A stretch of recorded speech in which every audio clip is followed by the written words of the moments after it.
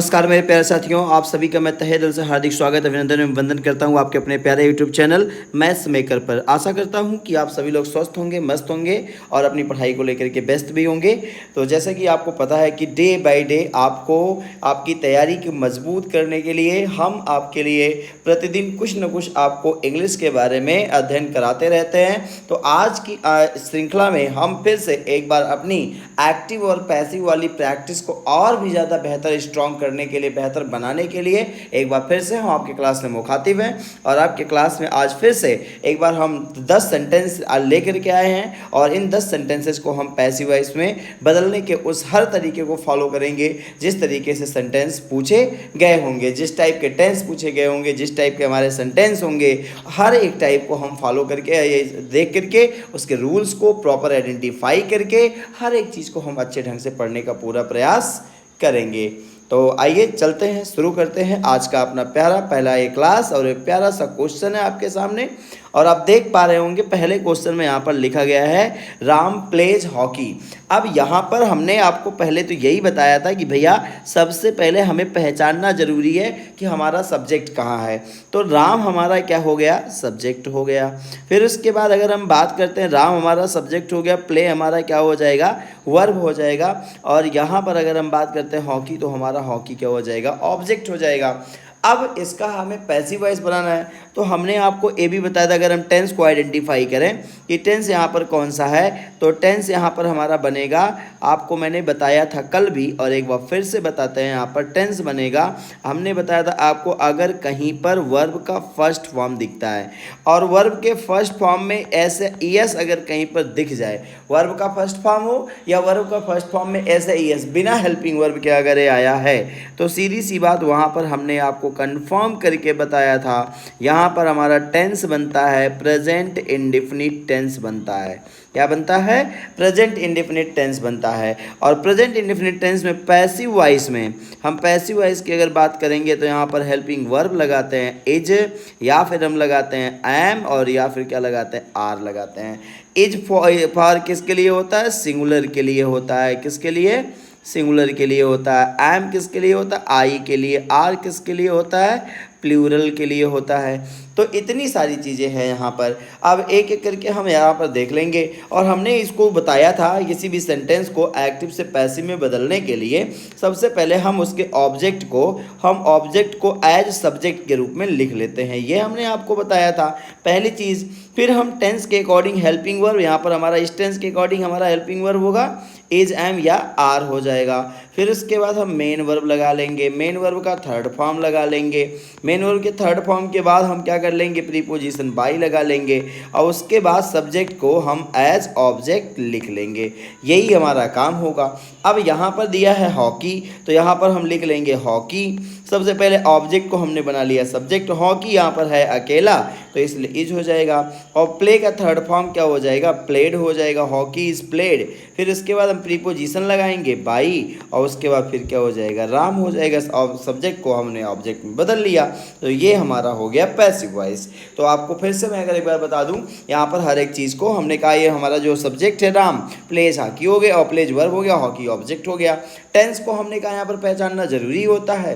Tense हमने identify कर लिया। किसी भी टेंस को आइडेंटिफाई करने के लिए हम उसके हेल्पिंग वर्ब से या फिर उसके मेन वर्ब से हम उसको आइडेंटिफाई करते हैं।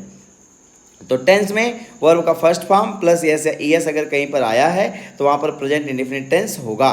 ठीक है, अब यहाँ पर हमने कहा हेल्पिंग वर्ब पैसिव वॉइस में क्या लगता है, तो इज, एम, आर लगता है। इज सिंगुलर के लिए, एम आई के लिए और आर प्लूरल नंबर सब्जेक्ट के लिए। अब यहाँ पर था हॉकी को हमने कहा ऑब्जेक्ट को रूल था ऑब्जेक्ट को सब्जेक्ट बनाना, ऑब्जेक्ट को हमने सब्जेक्ट बना लिया हॉकी को। अब यहाँ पर हॉकी अकेला इज लगा लिया।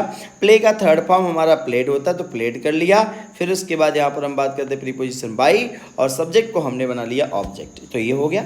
आगे चलते हैं। आई होप कि ये क्वेश्चन आपको समझ में आ गया होगा और अच्छे ढंग से समझ में आया होगा, क्योंकि हम लगातार ये तीसरे दिन में अध्ययन कर रहे हैं कि हम सेंटेंस को कैसे बदलें, हम टेंस को कैसे पहचानें, हम वर्ब कौन सा लगाएं, हमारा सब्जेक्ट कौन है, हमारा ऑब्जेक्ट कौन है। इन सारी चीज़ों के हम बारे में हम प्रॉपर ऑब्जर्व कर रहे हैं। तो आते हैं, चलते हैं अपने दूसरे सेंटेंस में और यहाँ पर देखेंगे किस टाइप का सेंटेंस पूछा गया है। तो यहाँ पर अगर हम देखेंगे तो ये आपका क्या है, सी, आपका ये हो गया सब्जेक्ट। गेव आपका हो गया मेन वर्ब, ठीक है, और हिम यहाँ पर हो गया ऑब्जेक्ट, और ए भी हो गया ऑब्जेक्ट। ये जो ऑब्जेक्ट है, दो ऑब्जेक्ट यहाँ पर है, एक है हमारा डायरेक्ट ऑब्जेक्ट और एक है हमारा इनडायरेक्ट ऑब्जेक्ट। कौन सा ऑब्जेक्ट है? इनडायरेक्ट ऑब्जेक्ट है भैया। अब यहाँ पर समझना होगा डायरेक्ट ऑब्जेक्ट किसे कहते हैं और इनडायरेक्ट ऑब्जेक्ट किसे कहते हैं। तो डायरेक्ट ऑब्जेक्ट उसे कहते हैं जो नॉन लिविंग थिंग को बताए, जो नॉन लिविंग थिंग को बताए उसे हम क्या कहते हैं? डायरेक्ट ऑब्जेक्ट कहते हैं। और जो लिविंग थिंग को बताए, जो सजीव वस्तुओं के बारे में बताए, उसे हम क्या कहते हैं?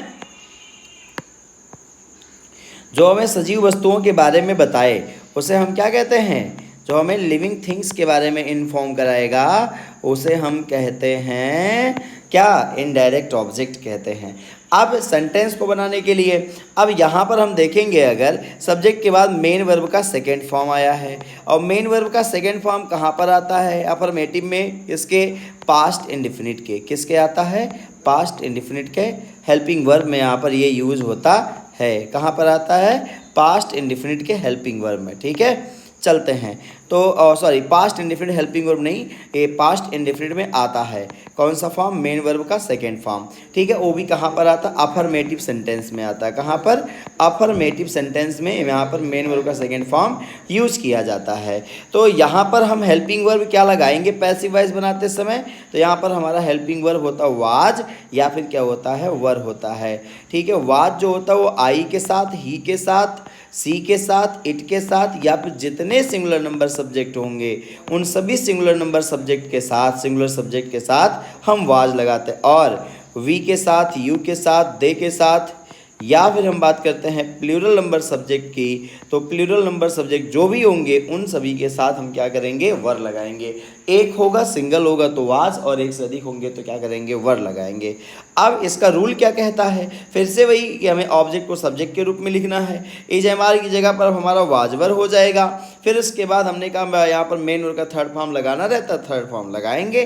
फिर इसके बाद यहाँ पर हम कर देंगे ऑब्जेक्ट को सब्जेक्ट। अब यहाँ पर दो दो ऑब्जेक्ट है, तो हम पहले एक ऑब्जेक्ट से बनाते हैं, पहले हिम से बनाते हैं। तो हिम का यहाँ पर सब्जेक्टिव केस क्या हो जाएगा? ही। अब पास्ट होने के नाते ही आपका सिंगुलर, तो यहाँ पर हो जाएगा वाज, और गेव का थर्ड फॉर्म क्या हो जाएगा? गिवन। He was given.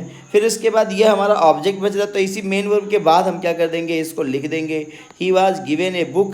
फिर इसके बाद प्रीपोजिशन बाई, और सी का क्या हो जाएगा? हर हो जाएगा। He was given a book by her. एक तरीके से हमने बना लिया, आई मीन इनडायरेक्ट ऑब्जेक्ट को, डायरेक्ट ऑब्जेक्ट को हमने मेन वर्ब के बाद लिख दिया। अब तो एक तरीका हो गया। दूसरा तरीका हम कैसे बनाएं? यहाँ से बनाएंगे आ बुक से। आ बुक भी आपका, आ बुक मतलब एक किताब, यहाँ पर हो जाएगा सिंगुलर, आ बुक वाज। फिर उसके बाद यहाँ पर क्या हो जाएगा? गिवन हो जाएगा। क्या हो जाएगा? गिवन हो गया। अब लेकिन ये हमारा डायरेक्ट वाला बच रहा है, तो डायरेक्ट वाले में हमें क्या करना पड़ेगा? यहाँ पर एक प्रीपोजिशन लगाना पड़ेगा जिसका नाम क्या है? टू। तो यहाँ पर हो जाएगा a book was given to, और सी का क्या हो जाएगा? हिम। यहाँ पर हो गया टू हिम। फिर उसके बाद हम लगाएंगे अपना प्रीपोजिशन बाई, और सी का क्या हो जाएगा? हर। तो यहाँ पर इस चीज़ का ध्यान देना पड़ेगा। अगर हम इनडायरेक्ट और डायरेक्ट ऑब्जेक्ट पहले लिखते हैं तो हमें इनडायरेक्ट को पीछे लिखना पड़ेगा अगर दो वाले हैं, और वो भी प्रीपोजिशन बाई लगा करके, ठीक है। तो आई होप ये भी आपको समझ में आ गया होगा। मैंने दोनों तरीके से बता दिया है, एक तो इस तरीके से और एक इस तरीके से, ठीक है। एक क्या नाम है? आ बुक के माध्यम से और हिम के माध्यम से, ठीक है। अगले क्वेश्चन पर चलते हैं। सी इज टेलिंग अ लाई। अब हमने आपको बताया है अगर कहीं पर वर्ब का फर्स्ट फॉर्म और उसमें आईएनजी दिख जाता है तो सीधी सी बात, वो कौन सा टेंस बनता है? प्रेजेंट कंटिन्यूअस टेंस बनता है। कौन सा? प्रेजेंट कंटिन्यूअस टेंस बनता है। और यहाँ पर हमारा जो हेल्पिंग वर्ब होता है पैसिव वॉइस का, वो होता है इज, या फिर होता है एम, या फिर होता है क्या? आर। क्या होता है? आर। प्लस हम इसमें क्या लगा देते हैं? बीइंग लगा देते हैं। क्या लगा देते हैं? बीइंग। तो is am are plus being हो जाता है। अब ऐसी कंडीशन में हमने फिर से कहा कि हमें ऑब्जेक्ट को क्या करना होता है? सब्जेक्ट में बदलना होता है। तो ऑब्जेक्ट हमारा यहाँ पर है एल आई। अब एल आई होने के नाते यहाँ पर हम सब्जेक्ट बना लेंगे इसको, तो एक झूठ हो गया। फिर उसके बाद यहाँ पर ये कंटिन्यूअस है प्रेजेंट का, तो यहाँ पर हो जाएगा इज। फिर इसके बाद हम क्या लगा देंगे? बीइंग लगा देंगे, एल आई इज बीइंग हो जाएगा। फिर उसके बाद क्या हो जाएगा? टेल का हो जाएगा told, ally is being told, फिर इसके बाद हम कर देंगे बाई, और सी का क्या हो जाएगा, हर हो जाएगा। तो सीधी सी बात है, ये सारी चीज़ें आपको बिल्कुल अच्छे से पता होनी चाहिए और बिल्कुल अच्छे से समझने का प्रयास करते रहना चाहिए। तो ये आई होप कि 3rd नंबर क्वेश्चन भी आपको अच्छे से समझ में आ गया होगा। चलते हैं 4 नंबर क्वेश्चन पर। You have done it. अब आप देखोगे यू यहाँ पर है सब्जेक्ट और हैव यहाँ पर है हेल्पिंग वर्ब, डन यहाँ पर है ऑब्जेक्ट और इट जो है ये है आपका इट जो होगा वो आपको हम कह सकते हैं कि ये आपको रख देना है ऑब्जेक्ट में ही, और ऑब्जेक्ट के पार्ट होते हैं उसमें ऑब्जेक्ट के पार्ट में हम इसको ऐड कर सकते हैं। तो यहाँ पर अब ये हम देखेंगे कौन सा टेंस है। हमने आपको बताया है क्या हैज या हैव अगर कहीं पर लगा हो और प्लस अगर वहाँ पर मेन वर्ब का 3rd फॉर्म लगा हो तो सीधी सी बात है वहाँ पर क्या होता है, या इसका पैसिव वॉइस यानी कि ये कौन सा टेंस बनेगा, प्रेजेंट परफेक्ट टेंस बनेगा। कौन सा टेंस बनेगा, प्रेजेंट परफेक्ट टेंस बनेगा। अब इसका हम देखेंगे पैसिव वॉइस कैसे बनेगा। तो पैसिव वॉइस में हम यही करते हैं, ऑब्जेक्ट यानी जो होता है हमारा वो ऑब्जेक्ट को हम किस रूप में लिख लेते हैं, ऑब्जेक्ट एज सब्जेक्ट। फिर इसके बाद यहाँ पर हेल्पिंग वर्ब हम लगाते हैं हैज या हैव। फिर उसके बाद हम यहाँ पर क्या करते हैं, मेन वर्ब का 3rd फॉर्म। कौन सा फॉर्म, 3rd फॉर्म। फिर इसके बाद हम यहाँ पर लगाएंगे प्रीपोजिशन बाई, और बाई के बाद फिर क्या हो जाएगा, यहाँ पर सब्जेक्ट को हम किस रूप में लिख देंगे, एज ऑब्जेक्ट। किस रूप में लिखेंगे, सब्जेक्ट एज ऑब्जेक्ट के रूप में लिख देंगे। ठीक है, तो यहाँ पर आप देखोगे कैसे होगा, कैसे बनेगा। तो यहाँ पर हो जाएगा हमारा पहले नंबर पर इट, फिर इसके बाद हमें इट होने के नाते यहाँ पर क्या लगाएंगे, हेल्पिंग वर्ब हैज। फिर इसके बाद हम क्या लगा देंगे, बीन। यहाँ पर ये देखो हमने बीन बताया नहीं तो यहाँ पर बीन लगेगा फिलहाल, यहाँ पर क्या हो जाएगा, बीन हो जाएगा। पैसिव वॉइस में थोड़ा सा चेंजिंग, इट हैज़ बीन। फिर इसके बाद क्या हो जाएगा, 3rd फॉर्म इसका डन, क्या हो जाएगा, डन। फिर इसके बाद क्या हो जाएगा, बाई, और यू का ना तो सब्जेक्टिव केस बदलता ना तो ऑब्जेक्टिव, और जैसे रहता वैसे लिख दिया जाता है। ठीक है, तो it has been done by you हो जाएगा। अगला क्वेश्चन हमारा सी रोट ए लेटर। अब यहाँ पर सी रोट ए लेटर, सी आपका है यहाँ पर सब्जेक्ट, क्या है, सब्जेक्ट है। रोट यहाँ पर है आपका मेन वर्ब, और मेन वर्ब के बाद फिर हम बात करते हैं यहाँ पर आ लेटर जो है ये हमारा है ऑब्जेक्ट। और यहाँ पर अगर हम बात करते हैं रोट अगर मेन वर्ब है तो सीधी सी बात है यहाँ पर ये क्या हो जाएगा, सी रोट ए लेटर, यानी कि रोट अगर है तो रोट यानी कि हो गया मेन वर्ब का 2nd फॉर्म। क्या हो जाएगा, मेन वर्ब का 2nd फॉर्म। तो मेन वर्ब का 2nd फॉर्म जो होता है उसको हम क्या करेंगे, अगर कहीं पर दिखाई पड़ता है तो सीधी सी बात है हम वहाँ पर जानेंगे क्या, पास्ट इंडिफिनिट टेंस मानेंगे। क्या मानेंगे, पास्ट इंडिफिनिट टेंस मानेंगे। और पास्ट इंडिफिनिट टेंस है यहाँ पर, तो इसको क्या करेंगे, यहाँ पर हमारा वही फिर से होगा हेल्पिंग वर्ब। हम यहाँ पर लगाते क्या हैं, वाज या वर लगाते हैं। क्या लगाते हैं, वाज या वर। आई के साथ, ही के साथ, सी के साथ, इट के साथ, इन सभी के साथ वाज। बाकी और सभी के साथ हम क्या करेंगे, वी। फिर इसके बाद है यू, फिर इसके बाद क्या है, दे। फिर इसके बाद क्या रहेगा आपका, यहाँ पर अगर ये सारी चीज़ प्लूरल वाली दिखती है तो वर लगाना है। अब बाकी प्रोसेस वही है, ऑब्जेक्ट को सब्जेक्ट बनाना है तो ऑब्जेक्ट यहाँ पर है आ लेटर। फिर इसके बाद यहाँ पर हम बात करते हैं, यहाँ पर हो जाएगा आ लेटर मतलब सिंगुलर तो वाज हो जाएगा। राइट, रोट, 3rd फॉर्म क्या हो जाएगा, written. A letter was written. फिर इसके बाद क्या हो जाएगा, बाई, और फिर इसके बाद क्या कर देंगे, हर। ठीक है, तो इस तरीके से ये क्वेश्चन रहे, और आपके लिए मैं कमेंट में एक क्वेश्चन छोड़ के जाता हूँ, 6 नंबर क्वेश्चन, और इसको आपको क्या करना होगा, अपने तरफ से सॉल्व करके इसके कमेंट को भेजना होगा। मैं यहाँ पर आपको उसे आइडेंटिफाई करा देता हूँ। ये सब्जेक्ट है, हैड हमारा हेल्पिंग वर्ब है, पोस्टेड हमारा मेन, यहाँ पर क्या हो जाएगा, मेन वर्ब, और ये हो जाएगा ऑब्जेक्ट।